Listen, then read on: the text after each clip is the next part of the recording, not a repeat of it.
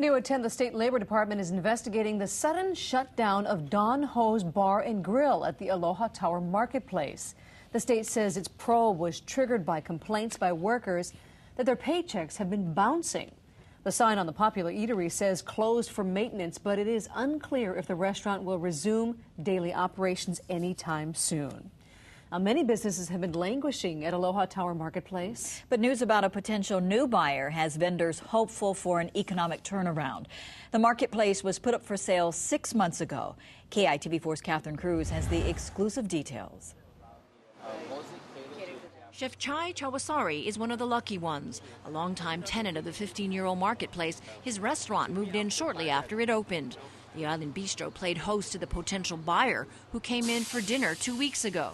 It seemed like a very nice man and have a lot of knowledge about what he wants to do. And I'm looking forward to work with them because they also own the Addition hotels. And that's kind of high-end, and they're willing to put money to improve the property. The landmark tower in Marketplace suffered a blow a few years ago when the cruise lines based in Hawaii pulled out of the market.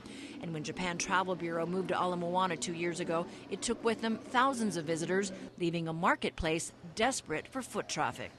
This directory says there are over 75 harborfront shops and restaurants, but a good number of them have shut down. In fact, their website now only lists about half that number. Just ask the shopkeeper at Hawaiian Wear, whose Aloha shirts and trinkets cater to visitors.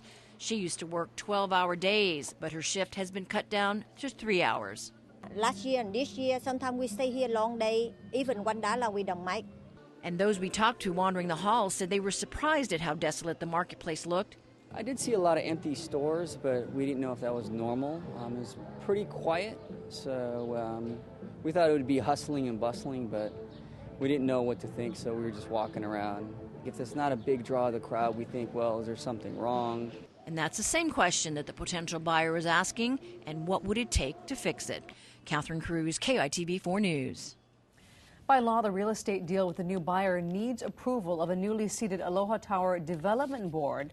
A new 3-member board made up of the State Business Director, Transportation Director, and Harbors Deputy will meet for the first time next Wednesday. Now, this past session, lawmakers changed the makeup of the board, which only took effect on July 1st.